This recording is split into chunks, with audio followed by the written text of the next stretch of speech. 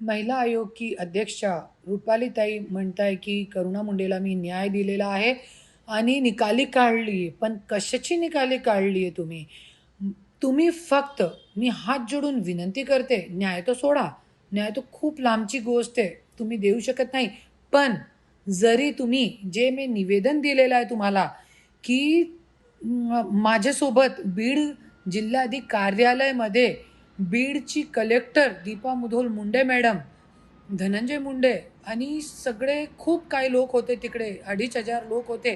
त्या दिवशी दीपा मुधोळ मुंडे मॅडमची केबिनमध्ये माझ्यासोबत काय काय घडलेलं आहे, फक्त तुम्ही मला ते CCTV फुटेज द्या, जे मी तुम्हाला निवेदन दिलेलं आहे.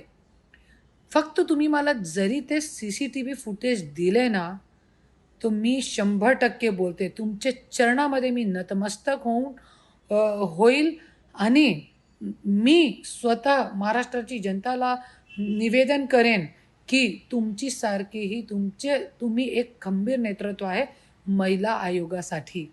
मी अशी प्रार्थना पूर्ण महाराष्ट्रानं करेन. अन्यथा जरी तुम्ही नाही दिलावू शकले मला, माझ्यावरती ते जिल्हाधिकारी केबिनमध्ये माझ्यासोबत काय काय घडला त्या दिवशी, ते CCTV फुटेज जरी तुम्ही मला नाही दिलावू शकले, तो हात जोडून विनंती तुम्हाला, की कृपया करून तुम्ही राजीनामा द्या. क्योंकि तुमच्यासाठी फक्त एक खुर्ची आहे.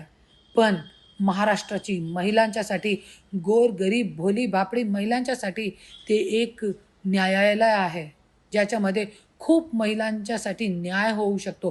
दारूबंदी होऊ शकतो आणि गांजाबंदी होऊ शकते, ड्रग्स बंदी होऊ शकते. पण जोपर्यंत तुमचे महिला आयोग की अध्यक्षा रुपालीताई म्हणताय की करुणा मुंडेला मी न्याय दिलेला आहे आणि निकाली काढली आहे. पण कशाची निकाली काढली आहे तुम्ही? तुम्ही फक्त मी हात जोडून विनंती करते, न्याय तर सोडा. न्याय तर खूप लांबची गोष्ट आहे. तुम्ही देऊ शकत नाही. पण जरी तुम्ही जे मी निवेदन दिलेलं आहे तुम्हाला, की माझ्यासोबत बीड जिल्हाधिकारी कार्यालयामध्ये बीडची कलेक्टर दीपा मुधोळ मुंडे मॅडम, धनंजय मुंडे आणि सगळे खूप काही लोक होते तिकडे, 2,500 लोक होते. त्या दिवशी दीपा मुधोळ मुंडे मॅडमची केबिनमध्ये माझ्यासोबत काय काय घडलेलं आहे, फक्त तुम्ही मला ते CCTV फुटेज द्या, जे मी तुम्हाला निवेदन दिलेलं आहे.